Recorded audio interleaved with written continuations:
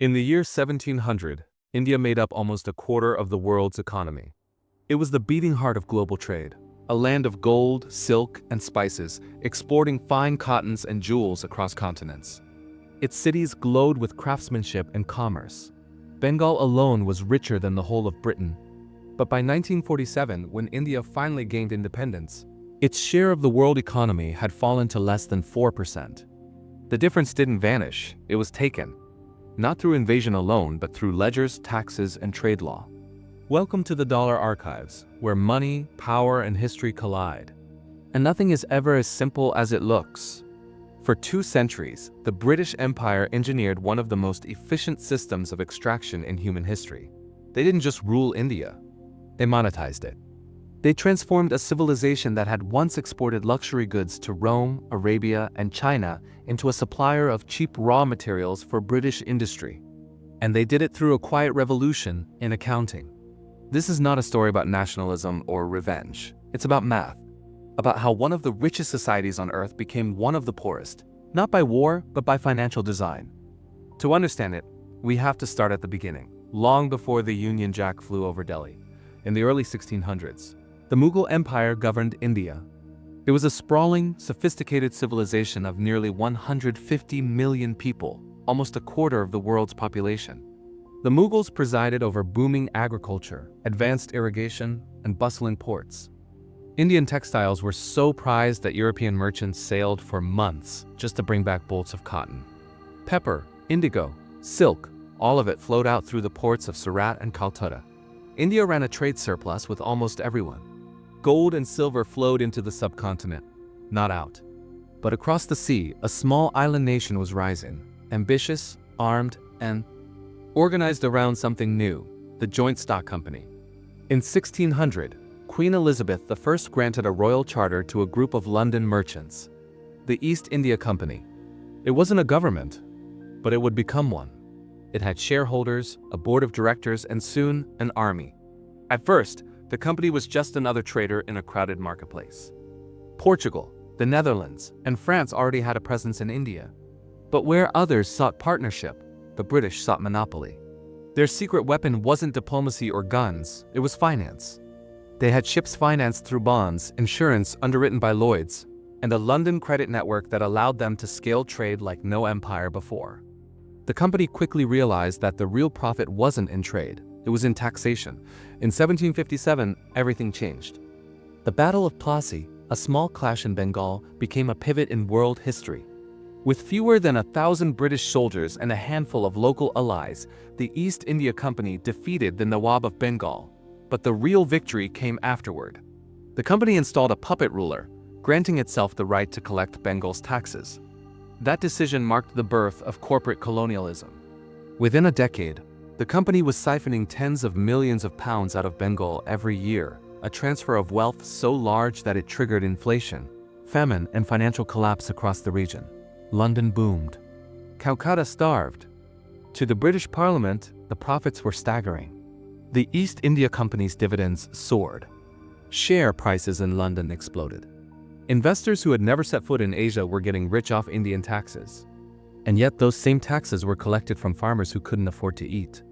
The company had become something the world had never seen before, a private empire with its own currency, army, and judiciary. Its executives in London sat in polished boardrooms, while its agents in India oversaw forced labor, monopolized trade, and crushed local industries under the pretense of free markets.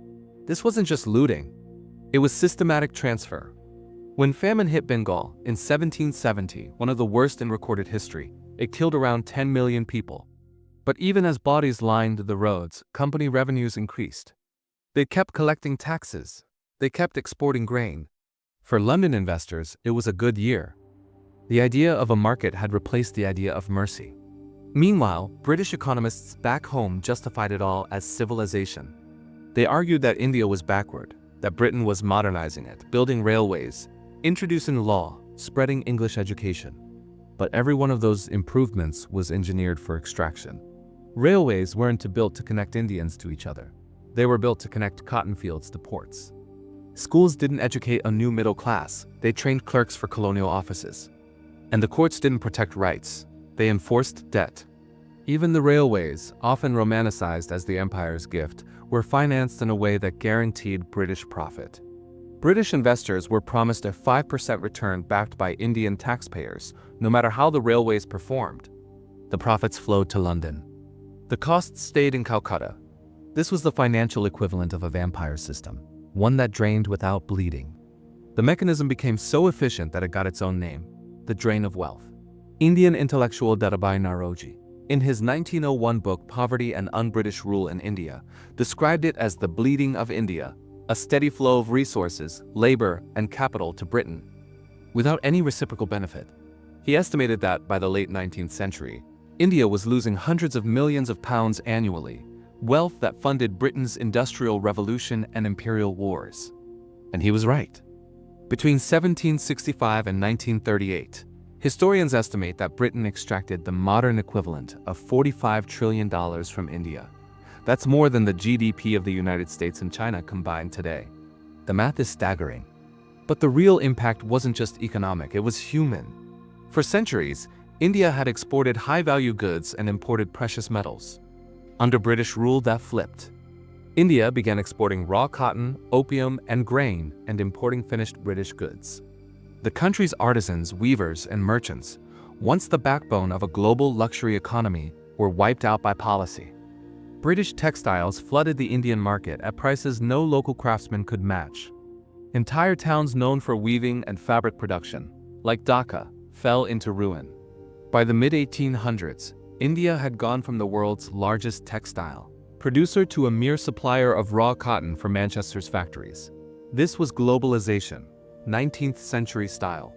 India became the raw material for Britain's industrial rise and its captive customer.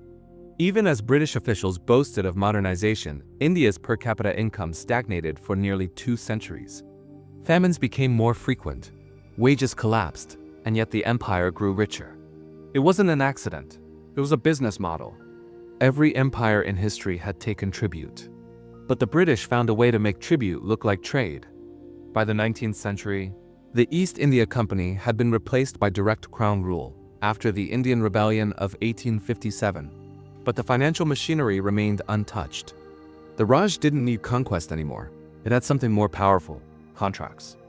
Indian revenues paid for British wars in Afghanistan, pensions for British civil servants, even the salaries of colonial officers in Africa.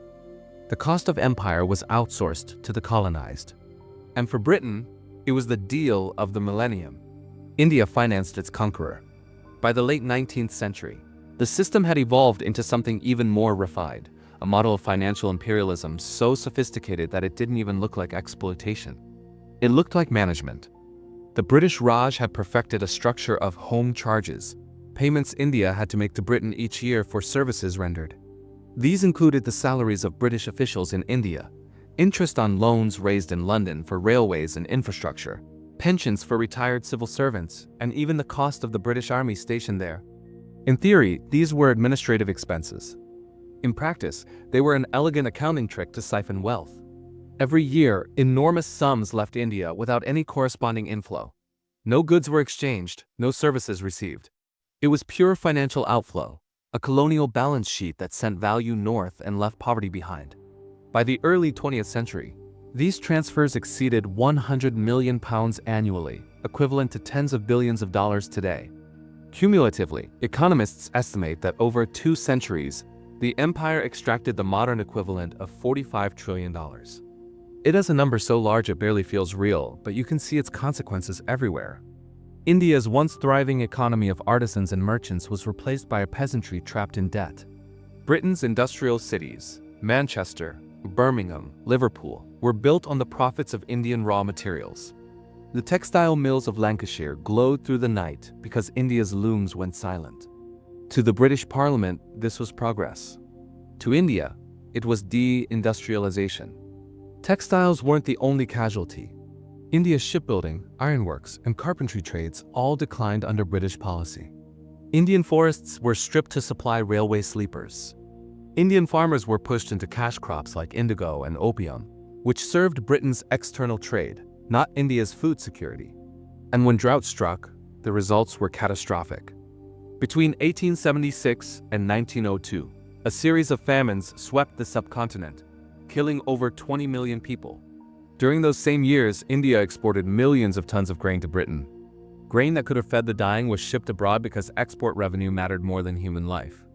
A British official named Sir Richard Temple even argued against famine relief, claiming it would spoil the market. Markets had become the measure of morality. But perhaps the most brilliant and sinister part of the system was how it used India as own money to sustain the empire. When the British fought wars in Afghanistan, Burma, or Africa, the bills were often paid from Indian revenues. India wasn't just a colony, it was the empire's central bank. Indian soldiers fought on every front from Sudan to Singapore, their wages deducted from Indian taxpayers. British infrastructure worldwide was financed by Indian capital. The empire ran on Indian rupees, even as Indian villages starved for lack of coins. And while Indian peasants lived on subsistence, British investors enjoyed guaranteed returns on Indian infrastructure.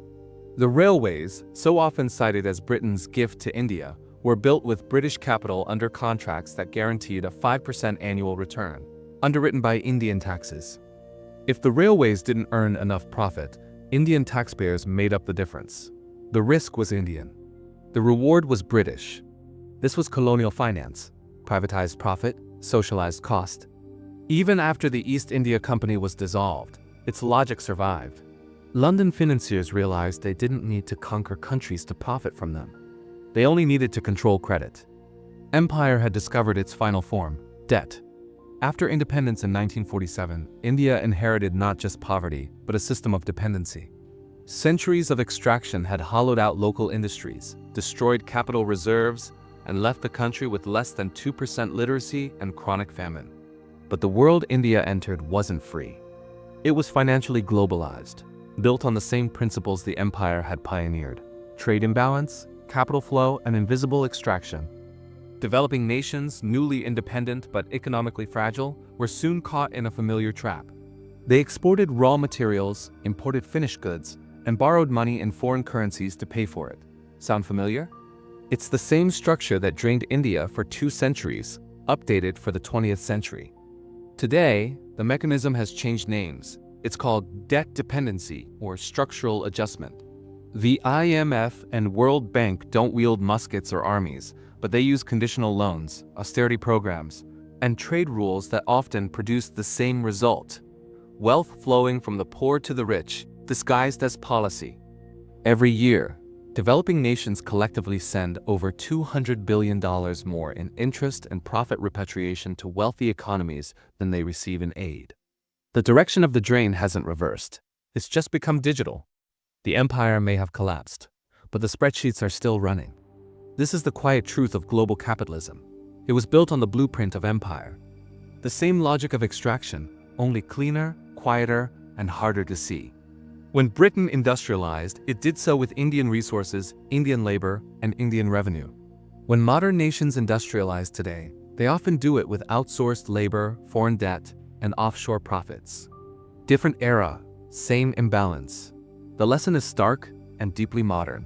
Empires don't end. They evolve. They move from land to ledger, from gunpowder to contracts, from conquest to compliance. And India's story is the clearest proof of that evolution. Because what Britain built in India wasn't just colonial rule. It was the prototype of the modern global economy, one where value flows upward, invisibly through systems of credit, trade, and taxation. The Raj was the world's first free market experiment, but only one side was free. Even today, when we talk about globalization, we often forget how it began as a network of extraction routes. The ships that once carried silk and spices now carry capital. The banks that once financed empire now finance development. And the profits still move in the same direction. But India endured. And that may be the story's final twist. Despite 2 centuries of looting, famine, and division, India rebuilt. It nationalized its industries, reformed its currency, and began reclaiming what had been taken, not through revenge, but through reinvention. Today, India is one of the world's fastest-growing economies. But the scars of the past remain. Even now, the wealth gap between the global north and south reflects those same historical lines. Old trade routes fossilized into capital flows. Which raises a question that every generation has to face. When a system rewards extraction more than creation, can it ever be truly free? Because in the end, what the British Empire proved is not that empires fall, but that they adapt. And what India proved is that even the most exploited nations can rise again. But recovery takes time. Extraction is instant. That's the cruel arithmetic of empire. The British didn't just conquer India with armies. They conquered it with accountants. And the ledger they opened in 1757 is still being balanced today, just with different names and newer tools. History doesn't repeat, but the balance sheets still rhyme. If this gave you a new perspective, hit subscribe. The past is written in numbers, and here at the Dollar Archives, I'll show you how to read them.